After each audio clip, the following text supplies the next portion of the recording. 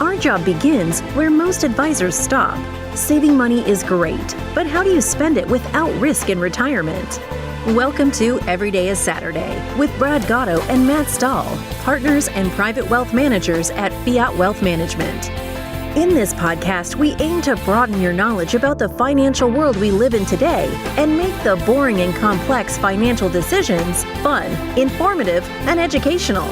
Join us on this journey where Brad and Matt will explore different strategies on how to spend your money without guilt and have peace of mind, knowing you are spending it the optimal way in retirement. Hello, everybody, and welcome back to Every Day is Saturday. My name is Matt Stahl. I'm a partner at Fiat Wealth Management, and I'm here with my fellow partner, Brad Gotto. We're excited to dive in today. We have some exciting topics to discover. Before we get into that, Brad, what have you been up to? Oh man, it's that time of year, Matt. We just were talking about this offline. It's fall, and with fall you get the nice, cool, crisp mornings, and so also with fall you get football. So that's what I've been up to. I got two boys, as a lot of our listeners probably know, but for those of you who don't, I got an 11-year-old and an 8-year-old, and they're both in football. One's flag, one's got pads on, and so we're football practice, football games. We actually have a little bit of fall baseball going on. So I'm busy being a dad and trying to figure out how to put my lawn to bed. If that makes sense to any of the listeners. I get it. Yeah. I just fellow suburban dad. I know exactly what you're talking neighbor about. wars, man. We moved into this house last fall, and so this is kind of our first full summer in this house, and I'm trying to figure out how to put my yard to sleep. How about you? Well, for fun, I go for a long run, a trail run every year with a group of people in the middle of the night through the woods.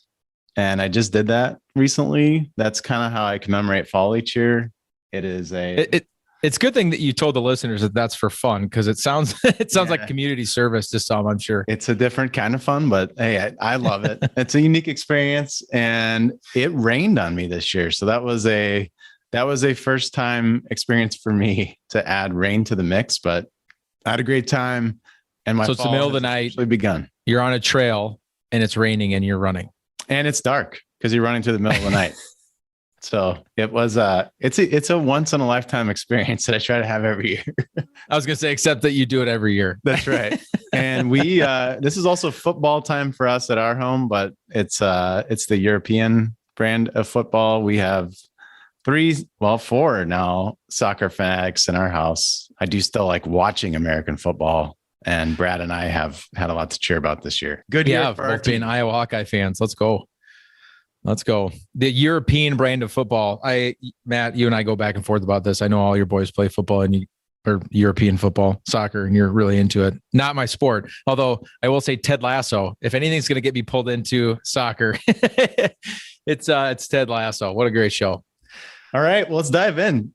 Today, if you were to ask us what we do we actually just had this conversation this morning with our advisors, and we posed the question to say, if you were to describe what we do in 10 words or less, what would that be? Brad, what was the answer? We teach our clients how to spend their money. Absolutely. So unfortunately, or even shorter, Matt, or we teach them how to party. Yes. Spend your money, party. It's synonymous, right? Which we like that even better. Sometimes we have to explain what the party part means. But so we teach people how to spend their money, and it sounds like all fun and games, but there's some risks that are associated with that, aren't there? Just a couple. Yeah. A couple. We're gonna dive into some of those risks and address those and go through and explain how we address those internally. And today we're gonna start with something called sequence of returns risk. It's a mouthful. Yeah, that probably doesn't mean a lot to other people, but to us internally, it's one of the biggest risks that the folks that we run into face. Majority of the people we talk to are in that 55 to 70 range, and they're transitioning to a different period in their life where they've put the responsibility upon us to really develop a paycheck for them, to create that paycheck for them because they're stepping out of their job. So where we're going to start is when we're creating that paycheck. So Brad, will you just walk us through, because you're the one that's more involved in that side of the process. What do we look at there? What are the steps we're looking at in creating that paycheck? Yeah, it's an interesting dynamic, right, Matt, where your normal paychecks from your job. And now instead of having a paycheck and just kind of getting paid as you go, you have a pile of money and you have to find a way to take that pile of money and turn it into this paycheck. Obviously, the first place we have to start, Matt, is figuring out what they need their paycheck to be. For some of our clients in retirement, they live very simple retirements, and that's not good or bad, but it could be $3,000-4,000 a month. I've seen that people are living on and very happily in retirement, all the way up to over $20,000 a month that they want / need to maintain lifestyle. And so we have to first obviously define what size or amount of paycheck are you looking for.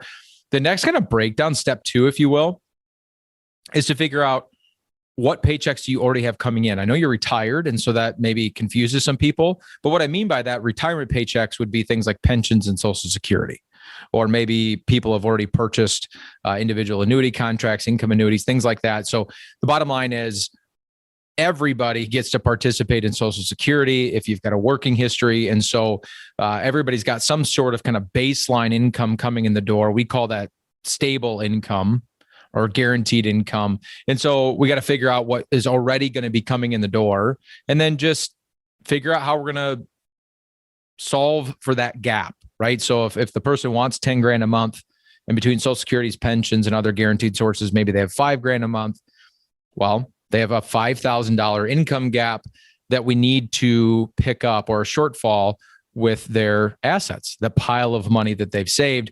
And so that's kind of step 2, is to figure out how much of the income is coming in from guaranteed sources. And then step 3, Matt, is of course to solve that problem. Where do we come up with that difference, and how do we start to pull that money out of the accounts, or their portfolio, as some people like to call it, to get them to that paycheck that they need? Okay, fantastic. So I'm going to take a stab at just what the heck sequence of returns. What are we talking about here? And I'm going to let you chime in and correct me or add anything to that. That sound good? It does. And I think to give the listener some context, what we're talking, the sequence of returns is really, Matt, comes into play in this third step of this process we just got done defining, right? Yep. Now we're at the point where we're through all of your guaranteed income sources. They're picking up whatever part of your paycheck that they are. That third piece, using your portfolio to kind of bridge that gap between what you need and what you have, is where the sequencing comes in, and this risk, quote unquote, comes in. So with that being said, take a stab at it. All right, perfect. Before we do that, I'm going to take one big step back, and you're going to find listeners are going to find the fault in how we're going to approach this and describe exactly what the risks we pose are. We're going to start with a 60-40 portfolio. And what I mean by that is, just to keep things really simple, we're going to say we have a portfolio that's 60% large US companies and 40% intermediate government bonds. That means that they don't have long terms or short terms, they're just in the middle. So to keep things really simple, if we go back to the 1920s, if we just held that portfolio over that time frame from the 1920s up till today, we would have averaged nearly 8% rate of return over that time frame. So why the heck is this so complicated, right? So if it's 8% and that's what I'm going to get every year, then why would I not be able to take 6% out of that? Well, if you're getting 8 and you're only taking 6, it stands to reason your money should be growing. But what do you and I know that is a huge fault in that statement? We know timing. We know that 8% is just an average over that time frame, right? So if we dig a little deeper into this, even with a conservative portfolio, we may be up 16% one year and down 8% the next year, and so on over time. As long as we averaged 8% over that time frame, we can speak in generalizations. But what you and I both know, as we dig into that further, that as we're pulling money out, it's like a double whammy, right? So if I'm drawing down $3,000 from a particular account and we have a prolonged market depression there, then that's going to affect how long our money is going to last. I think it makes sense to, Brad and I were just talking about this recently. So an event that we can all relate to is March of 2020. And, that's something that's recent. I imagine we can all look back and think about where we were in 2009, the early 2000s. But March of 2020 is something that is fresh in all of our minds. And that's, when we first had the new strike of the pandemic. So from the standpoint of everything else, we're just going to focus on the financial side of that today. But we all experienced a very, very quick correction, that affected the nest eggs of most of the people that we talked to. So when we look at that, and I put myself in the shoes of someone who's deciding to retire today, and if I'm looking at my nest egg and that's $1 million, and I suddenly see that take a hit of 30%, my confidence level is probably going to be a little bit affected. Does that sound right? Yeah. It's interesting, Matt. Just I was thinking as you were talking, you and I, and you mentioned 0809 was kind of the last real recession that we've had. 16-month pullback in the S&P from October of 07 till March of 09. S&P down over 50%, 53% to be exact. You and I were both pretty young financial advisors at that time. You started in this industry in 05. I started in 06. And so come 2007, obviously short careers for both of us at that point, but all we had ever done is quote unquote manage money or work with our clients in up markets. And then all of a sudden, not only did it go down, but it went down for a very long time. And over that 16-month period, 53%, that was rough. It was just interesting. And this was so much different, right? Because it wasn't 16 months. 53% is a really, really big number. And I don't take anything away from that. But 30% in a month, more than 30% in a month, while you're stuck at home and people are not just worried about their portfolios and what's going on in their savings, but they're worried about their health too. It was just it was crazy. It was a crazy time. So we know that this is a risk that we face, right? If we're deciding to transition from a position where my employer is paying me a steady paycheck, I've saved up this pile of money, I'm deciding to create a paycheck off of that. So we know that that's a risk dependent upon what the financial markets do and how that's going to affect our pile of money over time. Correct? Let's transition to how do we address that? So we know that it's an issue. We know that depending on the time when we retire, that could affect things. If I decided to retire the day that we saw the financial markets down 50%, it's obviously going to look different if it's at the peak. Let's transition to how do we address that? And what kind of steps can we take? So let's think about creating that paycheck. What are some specific things that we do internally to address that? Yeah, there's a lot of different things that can be done. When we go back, Matt, to this conversation of helping people figure out, okay, over your retirement, however long this is going to be, potentially. When you think about it, on average these days, Matt, people are retiring in the early mid 60s, sometimes not till 70, sometimes before that. But let's just say, for our example, today 65. Okay. And we're going to plan out to a 65-year-old married couple's life expectancy, which would be almost to the mid 90s. So for all intents and purposes, 30 years. So whatever this pile of money is that you have, you kind of think of in like a 30-year time frame, maybe longer, maybe shorter, obviously, but you have a 30-year time frame that we have to spend this down. And you think about this idea of where are the markets at? What do current market conditions and market conditions in the near future have to do with my paycheck? Like I said, the first thing we got to figure out is what is the guaranteed portion? So if we look at the life of your retirement and reverse engineer that into things like Social Security and pensions, what we can come up with is a percentage and say, okay, 30% of your paychecks over your entire retirement are going to be picked up by these guaranteed sources, or 40% or 50%. And what that tells us is a lot, Matt. It tells us really how much of your income is going to be, what I like to use the example of how much of your income is going to be salaried versus how much of your income in retirement is going to be performance-based, anything that's non-Social Security, non-pension, that sort of thing. And as you might expect, Matt, if you're in a job and you're still working and the vast majority of your income is performance-based and not salaried, that's going to affect how you set up your month-to-month budget, right? If you're not paid like super consistently every month and you're not salaried, then you're going to have to build your lifestyle around that. Or even if you are salaried, there's a lot of people that we work with, Matt, and that they're salaried and the vast majority of their income comes through that salary, but then they get an annual bonus, right? But then people kind of bake that into their plans and say, well, every March I get a bonus of 10% or 20% of what I make or what have you. And they kind of bank on that. Some people, even in this example, Matt, do that with their tax returns. They overpay the government all year long and they just wait until they get their big check back from the government. And that's kind of their savings. But in retirement, you got to think of it that way of how much of my income is salaried. What's coming from Social Security pensions and income annuities to kind of build that foundation to my income. And if that number is on the lower end, 20, 30, 40%, anything less than 50, obviously the majority of your paycheck is going to be determined by the success or failure of your portfolio over time. And so when it comes to that, how we follow the sequencing problem is going to be determined by how much of your paycheck and how much stress is going to be put on your portfolio by how much needs to be picked up out of your paycheck. The rule of thumb in our industry, Matt, has been forever that you can safely pull 4% out of your portfolio. So for that person that has that $1 million portfolio, they say safely, you should be able to pull 40 grand a year.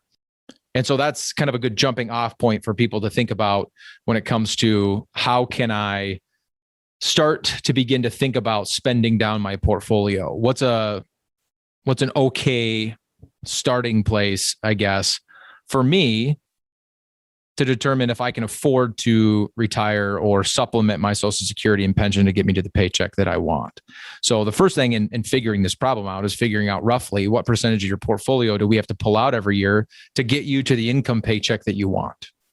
So what if let's fast forward 22 years and Katie and I, my wife, come to you and we say that we want to spend. It's a very specific amount of time, Matt. You just are you telling me you're out, 62. You're selling out, you're 62 years old. I didn't know that. I didn't know you were going to retire at 62. I just learned something new here. So we decide we're going to retire. Say we want to spend $75,000 a year. And as going through all of our numbers, we realize that we're going to, between Social Security and an old pension that Katie has, we're going to have, $35,000 coming in that we would consider a reliable income source.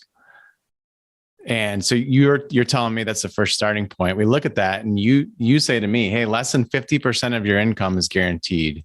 Are you okay with watching the newspapers and CNN for the rest of these years and worrying about what's going on? Is that accurate? Yeah, for the most part. I mean, obviously, depending on what your portfolio looks like and how it's structured is going to have more or less exposure to what you said, the newspapers, who's in office, what Congress is doing, all that kind of stuff for sure. But absolutely, that's the first thing that people need to be comfortable with. And there isn't a right or wrong answer here, Matt. As an example, everybody's comfort level with risk in the market is different. We use a scale internally here at Fiat of 1 to 99 to measure risk. A risk of 1 is like your checking account or the mattress. Risk of 99 is the highest, obviously. Risk with your hair on fire, we joke about all the time. And we've had clients come in here, take the assessment, and I've seen as low as like a 10, which basically means that person's level of comfort is just like maybe an online savings account past the checking account. I've seen people up in the 80s, which means they're willing to take more risk than the S&P 500 index. So they would have, if they were actually taking that much risk and I gave the example earlier. So we use that example of October 07 to March of 09, S&P is down 53%. They should have probably lost more than that. And so we see it all over the board of what people are comfortable with. But one of the biggest problems for people when they create these paychecks, Matt, is what they do and what they're comfortable with aren't anywhere near each other. In other words, maybe they take an assessment and we realize on a scale of 1 to 99, they're comfortable with a risk of like a 40, which my industry would probably normally define as moderately conservative or moderate or something like that.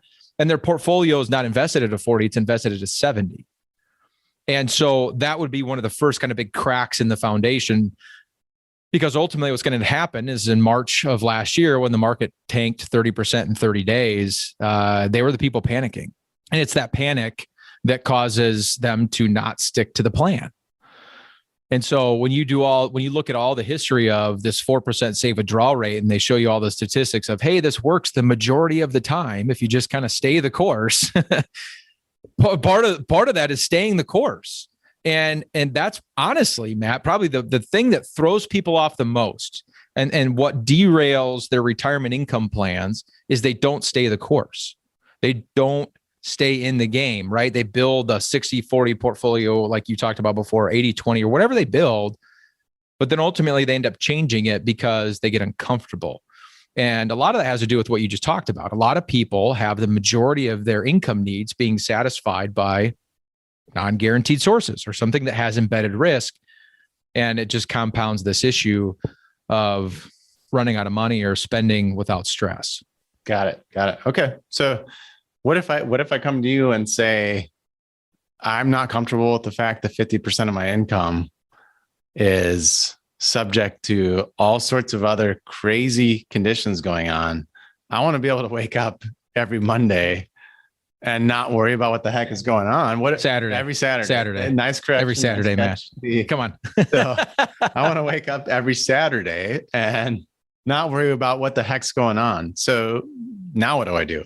There's multiple things that you can do, right? And so looking at what we internally, Matt, we call it an income stability ratio. So this guaranteed part of your paycheck and defining how much of your paycheck is guaranteed versus not guaranteed. We call it an income stability ratio. It tells us, throughout your entire retirement, what percentage of your paycheck's being picked up by these, pensions and Social Security that we just got done discussing. One of the first steps we need to take is build what we call now, soon, and later buckets of money. Money, Matt, is money that we know that you need to spend, you and Katie need to spend in the next probably 12 to 24 months. And that's going to be essentially, Matt, cash and cash equivalents, because we don't know when the market's going to drop 30% in 30 days. And the last thing I want to do is give you a monthly paycheck that's subject to that kind of volatility, right? Because in the sequencing that we keep talking about, sequence of returns, I think the best visual I can give our listeners is, imagine you go to the Kentucky, they call it the most exciting 2 minutes in sports, right? These horses come flying out of these gates, they race around the track. It's 1.25 miles, I believe. And it all happens in about 2 minutes.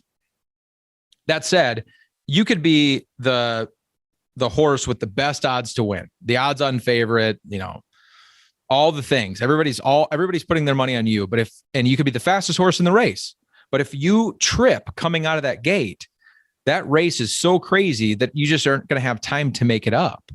And you're not going to win the race. Usually what ends up happening is the horse that kind of gets the best jump is the one that tends to stay out front. And it's different racing from the front than it is racing from behind. So you could really kill that analogy off and go deep with it. But the bottom line is you don't want to stumble coming out of the gates. And how do you avoid that? Well, you build some now money.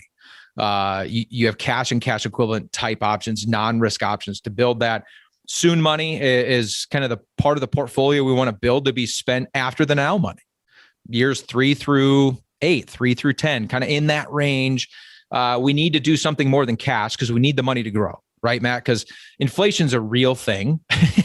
This happens, right? If you don't believe me, just go buy a gallon of gas or go buy a gallon of milk, or, we just stocked up. We're both from Iowa. I've got family down there that are farmers. They raise cattle. So we just stocked up on some meat, which I was really, really excited by because a pound of ground beef at the market these days is about $5. So inflation's a real thing. And so we have to do better than cash, right? We can't just sit in cash with everything because some of it has to grow.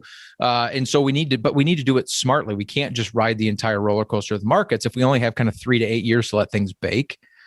But then we have these later monies, and those can just go to the markets, because anything we don't need for 10 years or more, if you retire at 62, Matt, you and Katie do need money after the age of 72. At least we need to plan for that possibility. And so that money can be in the market. And so building these buckets of now, soon, and later money is really, really important. The other thing, and kind of the other strategy you can look at is, how do I supplement my foundational income? How do I add more Social Security to my life or more pensions to my life? Or what if I don't have a pension and the only thing I have is Social Security? And I don't like the fact that to your point that you made earlier, Matt, more than 50% of my income is subject to the volatility of the markets or kind of what's going on in the economy around me. Other than cash and other non-risk assets like certificates of deposit, the bank, CDs, government bonds, things like that, the insurance companies allow you to build your own pensions. You can basically build income annuities with them that allow you to turn a portion of your retirement monies into this guaranteed paycheck mimicking something similar to Social Security or to a pension. And this is not a recommendation to people to go out and purchase annuities. That doesn't mean that they're good, doesn't mean that they're bad. It just means that if you're the person that wants the majority of your income to be guaranteed, that you can't outlive it, doesn't matter what the markets are doing, that sort of stuff, that is the way to get that done, right, wrong, or indifferent. And it all goes back to what I said before, Matt. If you're lower on that risk scale and you want to wake up on Saturday morning and know that your income's just going to come in the door every month, no matter what, we call it mailbox money. You just want mailbox money. That's the way to get that done. That now, sooner or later, that just makes me feel good. I feel much more peace of mind. Well, it all comes down to this idea that you have to point your money in the right direction of what you want with it. And the crazy part is when you look at your pile of money as your retirement accounts, right? And you look at, what you've saved, you're like, this is my retirement money. That's awesome. And it's good that we've at least defined it as that. But then the next step in that process is, okay, well, what are we going to spend here over the next year? What about in year 2, year 3? And if you start to segment it out that way and go, this is the pile of money I'm going to spend 3 years into my retirement, it gives you a lot more finer detail to be able to tell that money what to do for you and what's important. If it's money, Matt, that you and Katie, if you retire at 62 and you and Katie, we look at part of the monies for your ages 72 and beyond, as an example. Is short-term volatility really that big of a problem for that money? No. Is limited liquidity of that money really that big of a problem? No, because I don't need it for 10 years. But if that's the money that we've defined as the stuff you're going to spend over the next 12 months, well, both of those things are a really, really big issue. And what's interesting, Matt, is you can't get everything you want with every dollar that you have. In an ideal world, there's only really 3 things we all want with all of our money. We want return, we want safety, right? And we want it to be liquid. Let me add it anytime I want it. If I could get all 3 of those things with every dollar that I have, we'd be in an awesome spot. The problem is there's no place to put your money that does all 3 of those things. You get 2 of the 3, you can have return and safety, but you're going to give up liquidity. Or you can have liquidity and safety, but you're going to give up return. But if we can drill down into what monies we need now, what we need soon, and what we need later, we can pick the 2 of those 3 things with those different piles that make the most sense depending on what we're after. I think you can tie a bow on that. I love it. We alluded to, but that's not the only risk. And we alluded to a couple of those today. I think we're going to break those into the next few episodes. That sound like a plan? It does. And Matt, we keep talking about this every day of Saturday lifestyle, right? And in a retirement, you want to retire and do the things you wanted to do. The whole point of, a lot of what we wanted to kind of build this podcast for and around was this idea of let us help you actually just have fun and stop worrying about, who's going to get elected in the next election cycles or what inflation is going to look like over the next handful of years or all these things. And so we bring up these risks, but only for the fact of like giving you solutions so that you can do exactly what you said, wake up on a Saturday morning and feel really awesome about it. Well, stay tuned for the next 2 risks we're going to talk about. That was not a scare tactic. We'll provide solutions. We'll come at you. We have 2 other ones. We want to I guess, Matt, we could market this as the 3 big risks of retirement. We talked about 1 today. We got 2 more coming at you in the next couple of episodes. So stay tuned for those. And as always, everybody, thank you so much for listening to Every Day is Saturday. If you want to reach out to us here at Fiat, our website is going to give you all of the information that you need. And you can find that at www.fiatwm.com. Please subscribe to the podcast if you have not done so already so that you do not miss an episode, because obviously we've got the other 2 big risks coming up. You don't want to miss those. And we would absolutely love it if you would share this podcast with your friends and your loved ones. As always, listeners, I'm Brad Gotto here with my partner, Matt Stahl, and we will see all of you next Saturday. But Brad, we don't record the podcast on Saturday. One of these days, Matt, you're going to get it. Every day is Saturday. Aha. Thank you for listening to Every Day is Saturday. Click the subscribe button below to be notified when new episodes become available. The information covered and posted represents the views and opinions of the guest and does not necessarily represent the views or opinions of Fiat Wealth Management or Foundation's investment advisors. The content has been made available for informational and educational purposes only. The content is not intended to be a substitute for professional investing advice. Always seek the advice of your financial advisor or other qualified financial service provider with any questions you may have regarding your investment planning.